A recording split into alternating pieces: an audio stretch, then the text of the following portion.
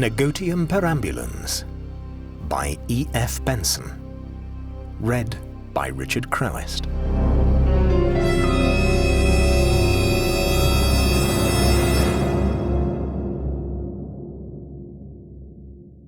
The casual tourist in West Cornwall may just possibly have noticed, as he bowled along over the bare high plateau between Penzance and the Land's End, a dilapidated signpost pointing down a steep lane and bearing on its battered finger the faded inscription, Pollern, 2 miles.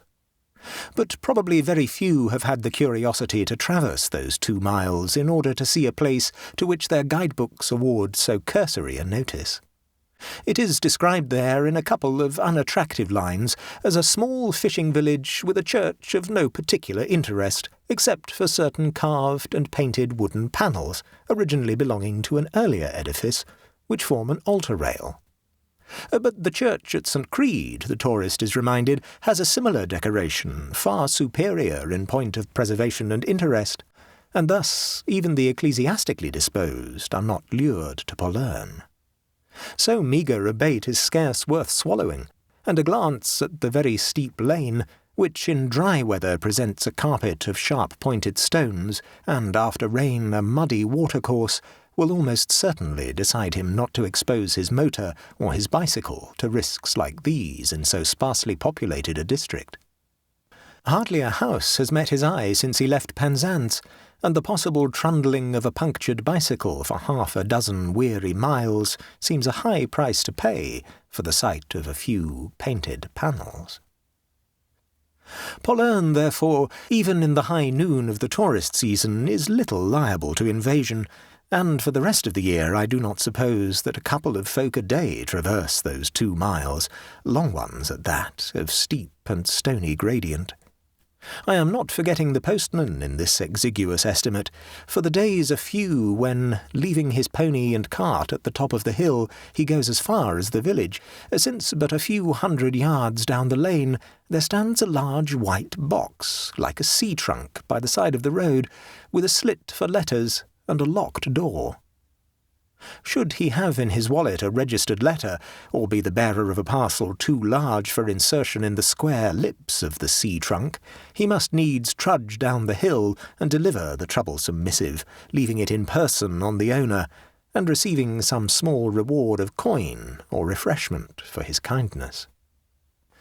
But such occasions are rare, and his general routine is to take out of the box such letters as may have been deposited there, and insert in their place such letters as he has brought. These will be called for, perhaps that day or perhaps the next, by an emissary from the Pollern post office. As for the fishermen of the place, who in their export trade constitute the chief link of movement between Pollern and the outside world, they would not dream of taking their catch up the steep lane, and so with 6 miles farther of travel to the market at Penzance. The sea route is shorter and easier, and they deliver their wares to the pier head. Thus, though the sole industry of Pollern is sea fishing, you will get no fish there unless you have bespoken your requirements to one of the fishermen. Back come the trawlers as empty as a haunted house, while their spoils are in the fish train that is speeding to London. Such isolation of a little community, continued as it has been for centuries, produces isolation in the individual as well, and nowhere will you find greater independence of character than among the people of Pollern. But they are linked together, so it has always seemed to me, by some mysterious comprehension. It is as if they had all been initiated into some ancient rite, inspired and framed by forces visible and invisible. The winter storms that batter the coast, the vernal spell of the spring, the hot, still summers, the season of rains and autumnal decay, have made a spell which, line by line, has been communicated to them concerning the powers, evil and good, that rule the world, and manifest themselves in ways benignant or terrible.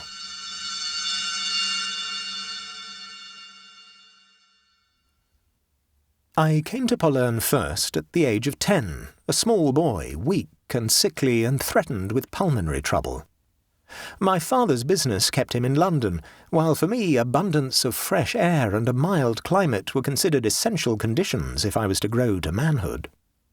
His sister had married the vicar of Pollern, Richard Bolitho, himself native to the place, and so it came about that I spent 3 years as a paying guest with my relations. Richard Bolitho owned a fine house in the place, which he inhabited in preference to the vicarage, which he let to a young artist, John Evans, on whom the spell of Pollern had fallen, for from year's beginning to year's end he never left it. There was a solid roofed shelter, open on one side to the air, built for me in the garden, and here I lived and slept, passing scarcely 1 hour out of 24 behind walls and windows. I was out on the bay with the fisher folk, or wandering along the gorse-clad cliffs that climbed steeply to right and left of the deep coombe where the village lay, or pottering about on the pierhead, or bird's nesting in the bushes with the boys of the village. Except on Sunday, and for the few daily hours of my lessons, I might do what I pleased so long as I remained in the open air. About the lessons there was nothing formidable.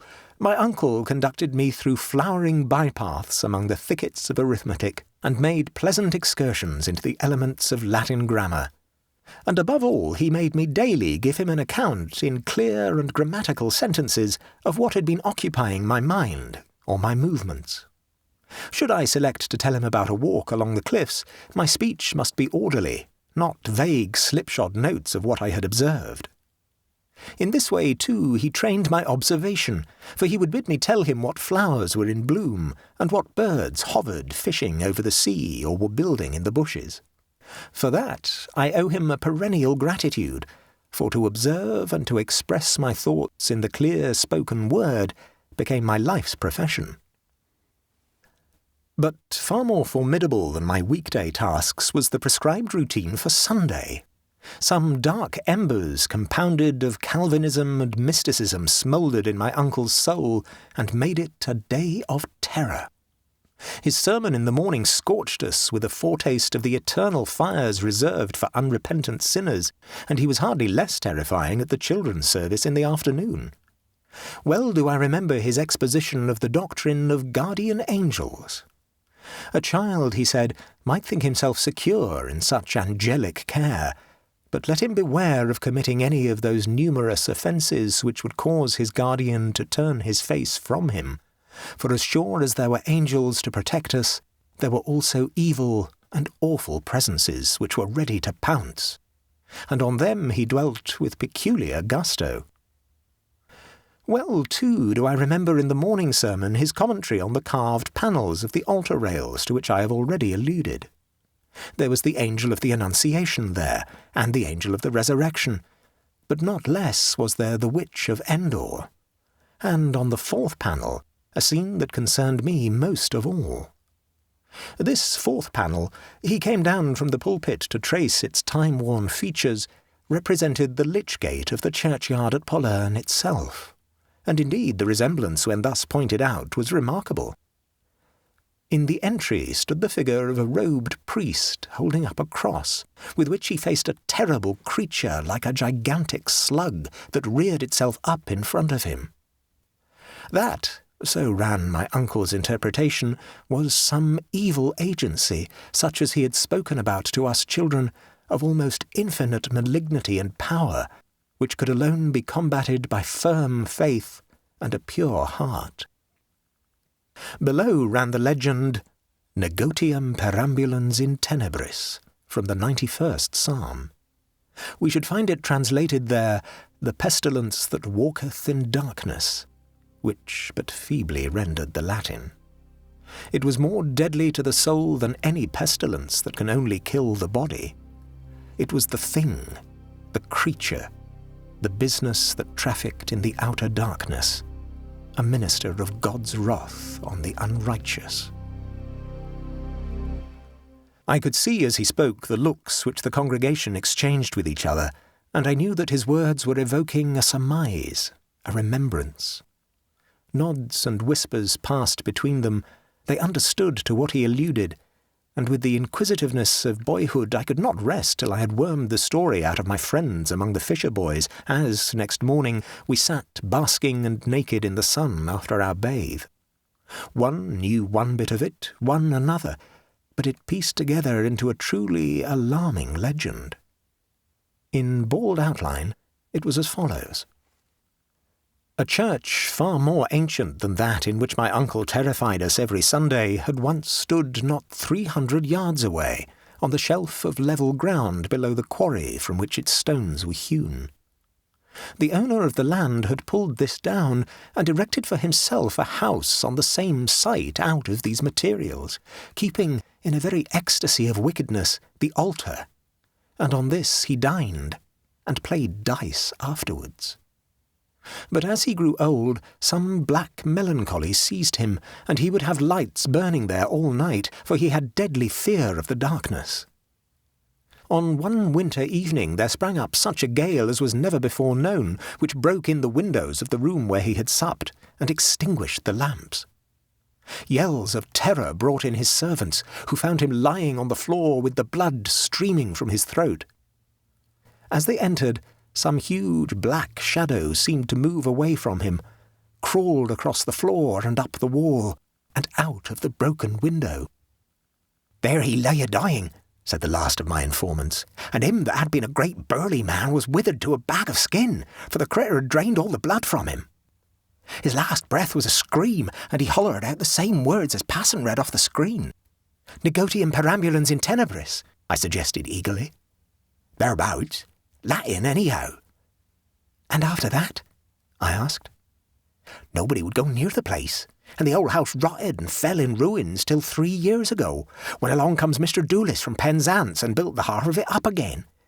But he don't care much about such critters, nor about Latin neither. He takes his bottle of whisky a day and gets drunk's a lord in the evening. Hey, I'm going home to my dinner.'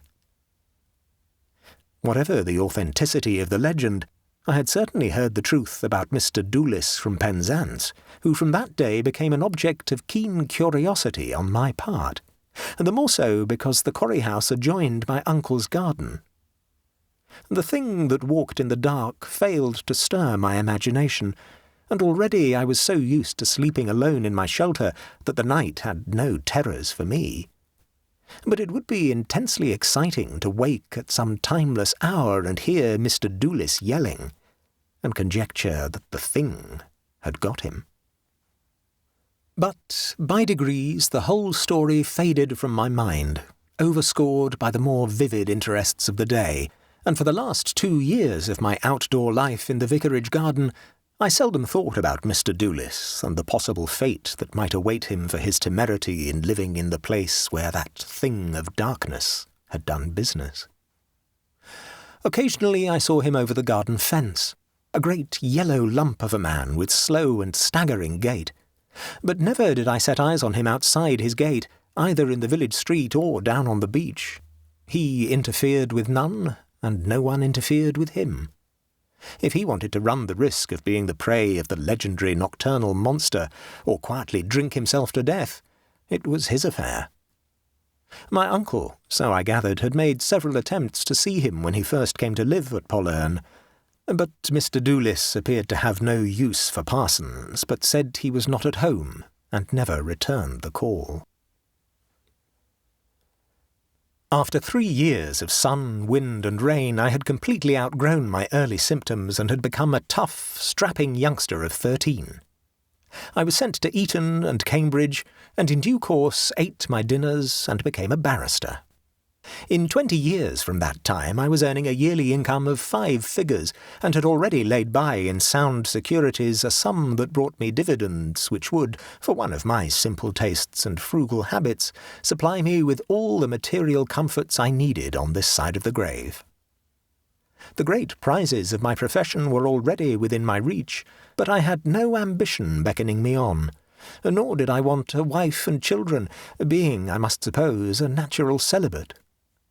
In fact, there was only one ambition which through these busy years had held the lure of blue and far-off hills to me, and that was to get back to Pollerne, and live once more isolated from the world, with the sea and the gorse-clad hills for playfellows, and the secrets that lurked there for exploration. The spell of it had been woven about my heart, and I can truly say that there had hardly passed a day in all those years in which the thought of it, and the desire for it, had been wholly absent from my mind. Though I had been in frequent communication with my uncle there during his lifetime, and after his death with his widow who still lived there, I had never been back to it since I embarked on my profession, for I knew that if I went there it would be a wrench beyond my power to tear myself away again. But I had made up my mind that when once I had provided for my own independence, I would go back there, not to leave it again. And yet I did leave it again.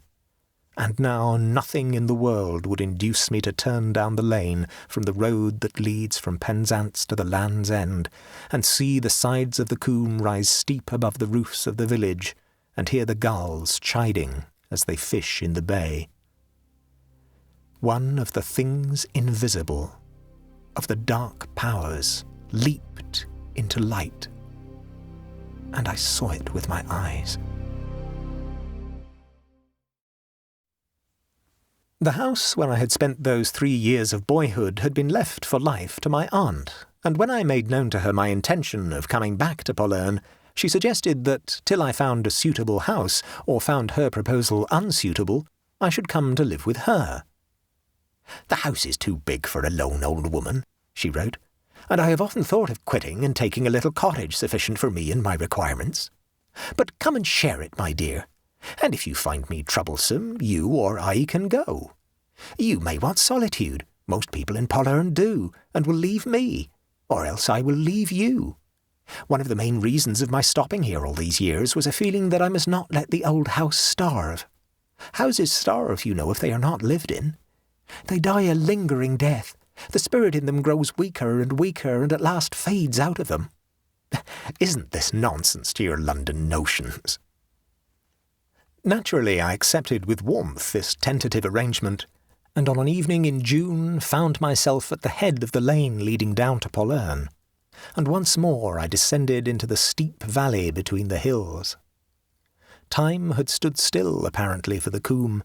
The dilapidated signpost, or its successor, pointed a rickety finger down the lane, and a few 100 yards farther on was the white box for the exchange of letters.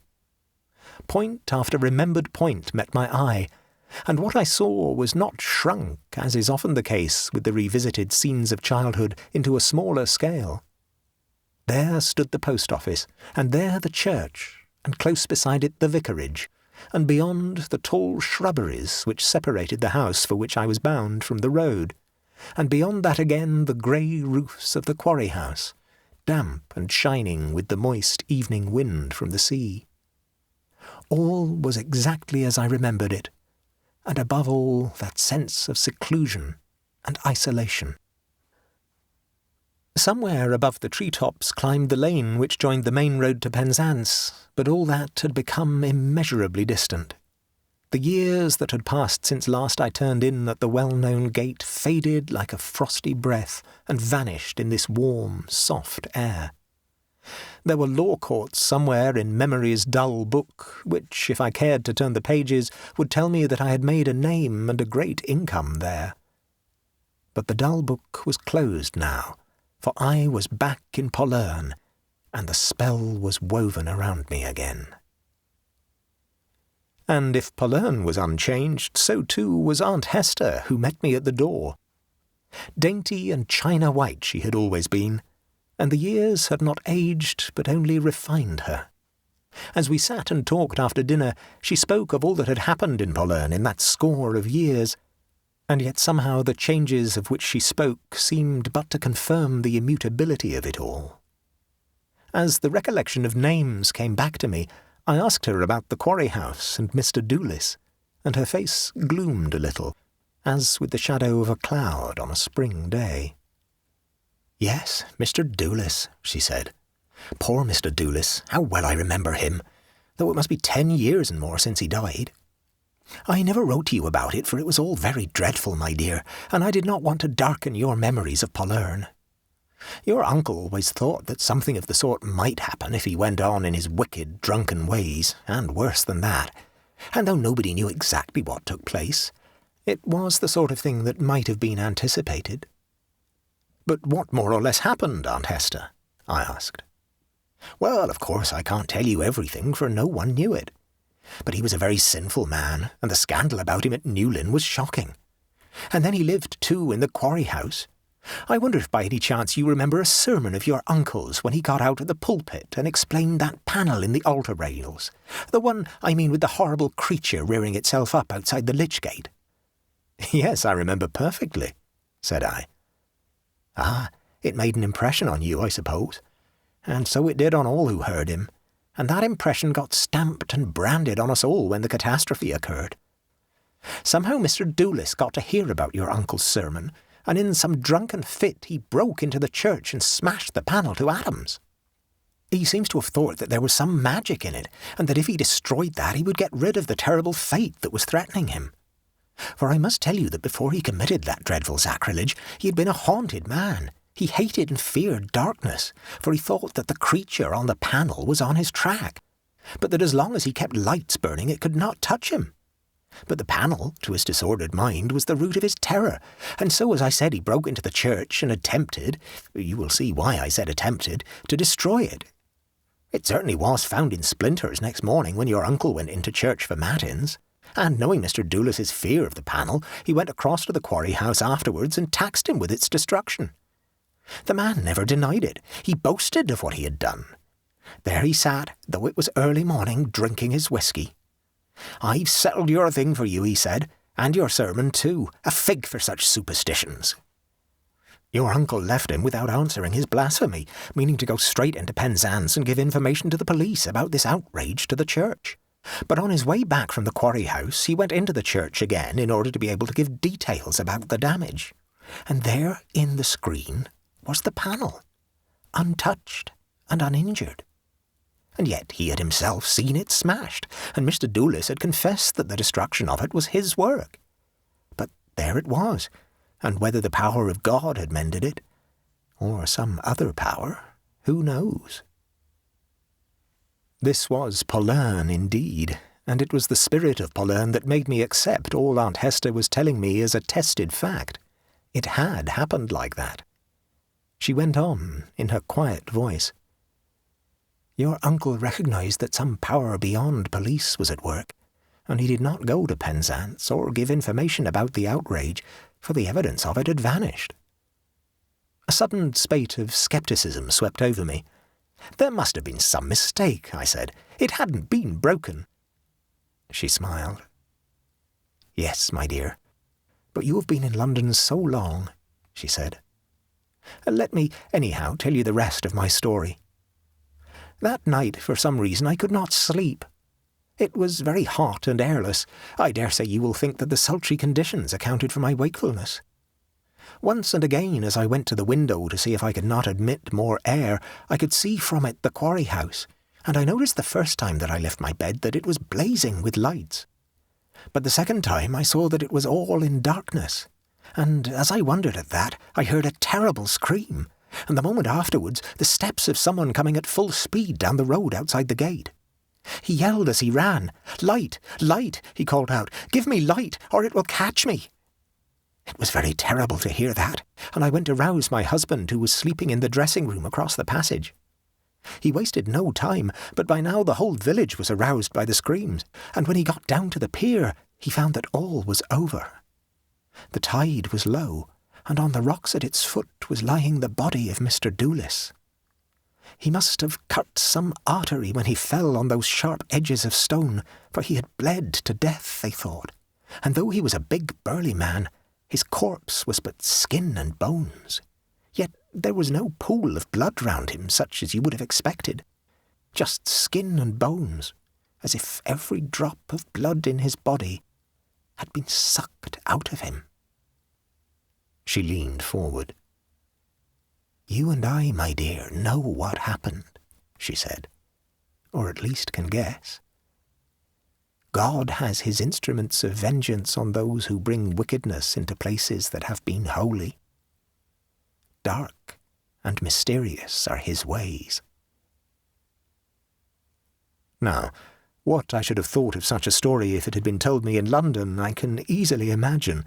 There was such an obvious explanation. The man in question had been a drunkard. What wonder if the demons of delirium pursued him? But here in Polerne, it was different. "And who is in the quarry house now?" I asked. "Years ago the Fisher boys told me the story of the man who first built it and of his horrible end. And now again it has happened. Surely no one has ventured to inhabit it once more." I saw in her face, even before I asked that question, that somebody had done so. "Yes, it is lived in again," said she, "for there is no end to the blindness. I don't know if you remember him. He was tenant of the vicarage many years ago." "John Evans," said I. "Yes, such a nice fellow he was, too. Your uncle was pleased to get so good a tenant. And now—" She rose.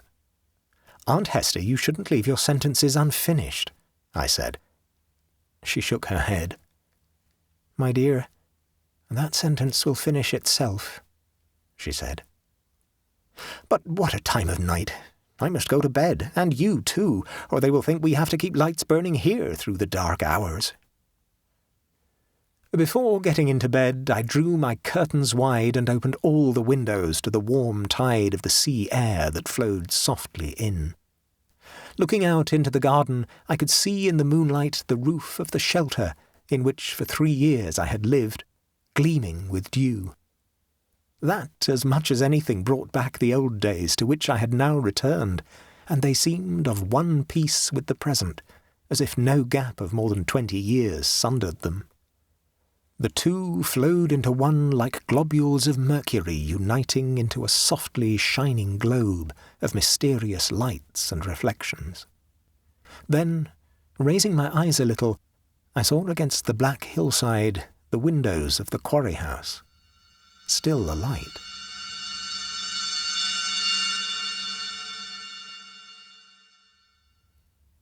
Morning, as is so often the case, brought no shattering of my illusion. As I began to regain consciousness, I fancied that I was a boy again, waking up in the shelter in the garden, and though as I grew more widely awake I smiled at the impression, that on which it was based I found to be indeed true. It was sufficient now, as then, to be here, to wander again on the cliffs and hear the popping of the ripened seed pods on the gorse bushes, to stray along the shore to the bathing cove, to float and drift and swim in the warm tide and bask on the sand and watch the gulls fishing, to lounge on the pierhead with the fisherfolk, to see in their eyes and hear in their quiet speech the evidence of secret things not so much known to them as part of their instincts and their very being. There were powers and presences about me. The white poplars that stood by the stream that babbled down the valley knew of them, and showed a glimpse of their knowledge sometimes, like the gleam of their white underleaves. The very cobbles that paved the street were soaked in it. All that I wanted was to lie there and grow soaked in it too. Unconsciously, as a boy, I had done that, but now the process must be conscious. I must know what stir of forces, fruitful and mysterious, seethed along the hillside at noon, and sparkled at night on the sea. They could be known, they could even be controlled by those who were masters of the spell, but never could they be spoken of, for they were dwellers in the innermost, grafted into the eternal life of the world. There were dark secrets as well as these clear, kindly powers, and to these, no doubt, belonged the negotium perambulans in tenebris, which, though of deadly malignity, might be regarded not only as evil, but as the avenger of sacrilegious and impious deeds. All this was part of the spell of Polerne, of which the seeds had long lain dormant in me. But now they were sprouting, and who knew what strange flower would unfold on their stems? It was not long before I came across John Evans. One morning, as I lay on the beach, there came shambling across the sand a man, stout and middle-aged, with the face of Silenus. He paused as he drew near, and regarded me from narrow eyes. "Why, you're that little chap who used to live in the parson's garden," he said. "Don't you recognise me?" I saw who it was when he spoke. His voice, I think, instructed me, and recognising it, I could see the features of the strong, alert young man in this gross caricature. "Yes, you're John Evans," I said.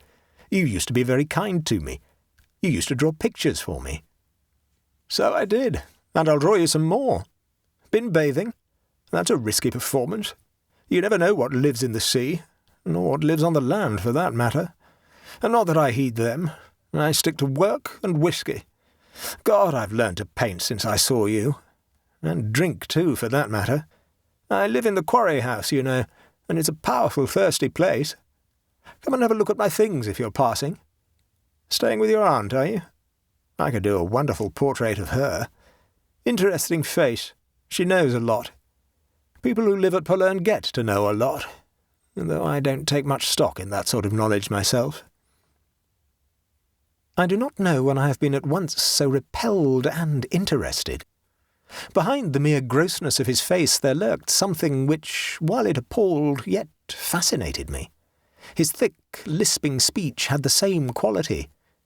And his paintings, what would they be like?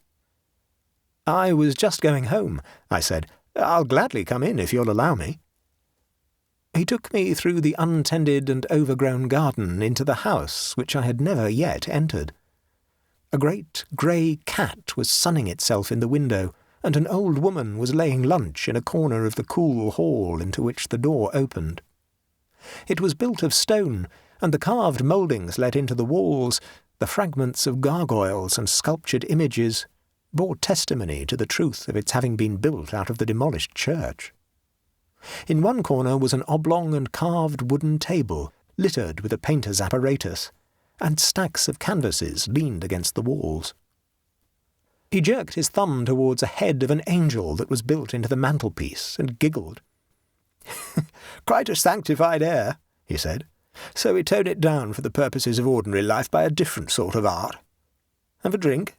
No? Well, turn over some of my pictures while I put myself to rights." He was justified in his own estimate of his skill. He could paint, and apparently he could paint anything. But never have I seen pictures so inexplicably hellish. There were exquisite studies of trees, and you knew that something lurked in the flickering shadows.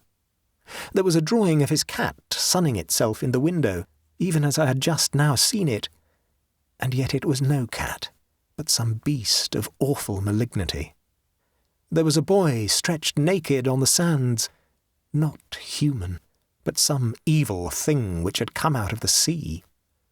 Above all, there were pictures of his garden, overgrown and jungle-like, and you knew that in the bushes were presences, ready to spring out on you. "Well, do you like my style?" he said, as he came up, glass in hand. The tumbler of spirits that he held had not been diluted. "I try to paint the essence of what I see, not the mere husk and skin of it, but its nature, where it comes from, and what gave it birth. There's much in common between a cat and a fuchsia bush if you look at them closely enough. Everything came out of the slime of the pit, and it's all going back there. I should like to do a picture of you some day. I'd hold the mirror up to nature, as that old lunatic said." After this first meeting, I saw him occasionally throughout the months of that wonderful summer. Often he would keep to his house and to his painting for days together, and then perhaps some evening I would find him lounging on the pier, always alone, and every time we met thus the repulsion and interest grew. For every time he seemed to have gone farther along a path of secret knowledge towards some evil shrine where complete initiation awaited him. And then suddenly the end came. I had met him thus one evening on the cliffs while the October sunset still burned in the sky, but over it with amazing rapidity there spread from the west a great blackness of cloud, such as I have never seen for denseness. The light was sucked from the sky. The dusk fell in ever thicker layers. He suddenly became conscious of this. "I must get back as quick as I can," he said. "It will be dark in a few minutes, and my servant is out. The lamps will not be lit." He stepped out with extraordinary briskness for one who shambled and could scarcely lift his feet, and soon broke out into a stumbling run. In the gathering darkness I could see that his face was moist with the dew of some unspoken terror. "You must come with me," he panted, "for so we shall get the lights burning the sooner. I cannot do without light." I had to exert myself to the full to keep up with him, for terror winged him, and even so I fell behind, so that when I came to the garden gate he was already halfway up the path to the house. I saw him enter, leaving his door wide, and found him fumbling with matches. But his hand so trembled that he could not transfer the light to the wick of the lamp. "But what's the hurry about?" I asked. Suddenly, his eyes focused themselves on the open door behind me, and he jumped from his seat beside the table, which had once been the altar of God, with a gasp and a scream. "No!" he cried. "No! Keep it off!" I turned and saw what he had seen. The thing had entered, and now was swiftly sliding across the floor towards him like some gigantic caterpillar. A stale phosphorescent light came from it, for though the dusk had grown to blackness outside, I could see it quite distinctly in the awful light of its own presence. From it, too, there came an odour of corruption and decay, as from slime that has long lain below water. It seemed to have no head, but on the front of it was an orifice of puckered skin which opened and shut and slavered at the edges. It was hairless and slug-like in shape and in texture. As it advanced, its forepart reared itself from the ground like a snake about to strike, and it fastened on him. At that sight, and with the yells of his agony in my ears, the panic which had struck me relaxed into a hopeless courage, and with palsied, impotent hands I tried to lay hold of the thing. But I could not. Though something material was there, it was impossible to grasp it. My hand sunk in it as in thick mud. It was like wrestling with a nightmare. I think that but a few seconds elapsed before all was over. The screams of the wretched man sank to moans and mutterings as the thing fell on him. He panted once or twice, and was still. For a moment longer there came gurglings and sucking noises, and then it slid out, even as it had entered. I lit the lamp which he had fumbled with, and there on the floor he lay, no more than a rind of skin in loose folds over projecting bones.